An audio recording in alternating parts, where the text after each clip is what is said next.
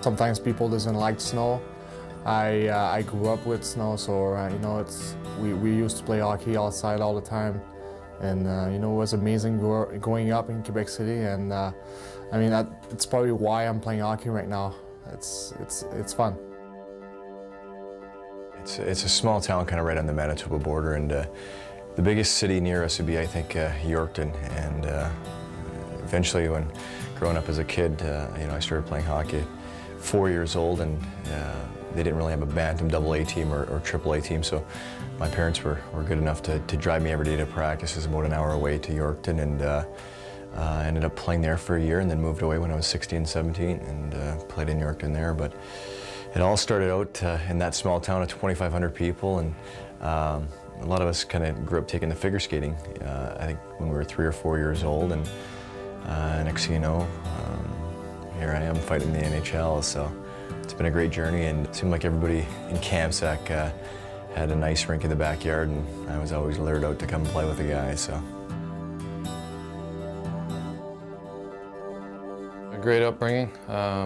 It's kind of a remote part of northwestern Ontario, and you know, hockey is kind of religion there, like it is in a lot of small town.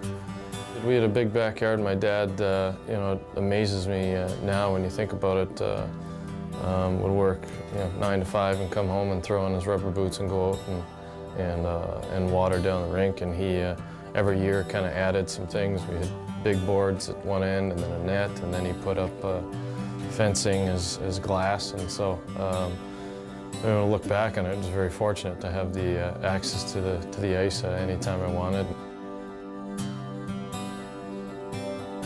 I was born in Windsor, and I grew up in a small town called Oldcastle, and I was fortunate enough to have a father who was a good fix-it guy, and he built a nice rink in the backyard, and I kind of fell in love with the game there, and it's continued to this day.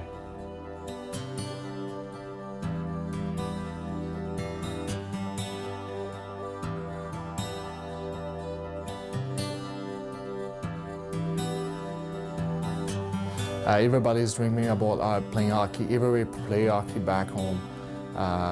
You know, you got those pond hockey outside with the snow. I had such a good neighborhood of kids my age that we seemed to be able to go out there for 6 or 7 hours a day and find something to do out there. It was so much fun after school, you know. Obviously there'd be either a street hockey game or we'd all pile in the backyard of somebody's yard, and it was just such a great experience. The weather back there in Saskatchewan was a little colder than most places, so you know, your mom would always bundle you up and make sure you had your scarf and your toque on, and you know, we'd play out there for 3-4 hours at a time, and then after we'd sit around and have a little fire and just talk about all the good times we had out there. And you know, from there we'd either go ice fishing and skidooing and play hockey later on that night again, but hockey was kind of everything growing up. That's where kind of you fulfill your kind of passion for the game and live your own kind of fairy tales on those outdoor rinks of emulating you know, the heroes that are in your life growing up, and I think of how many times I relived the Canada Cup, the '87 Canada Cup on you know, on an outdoor rink and things like that. And you look back and you realize how fortunate you were to have that kind of outlet, and to be able to have your friends on a Saturday afternoon over and play for 7 or 8 hours, and really was fortunate. What hockey is about having fun.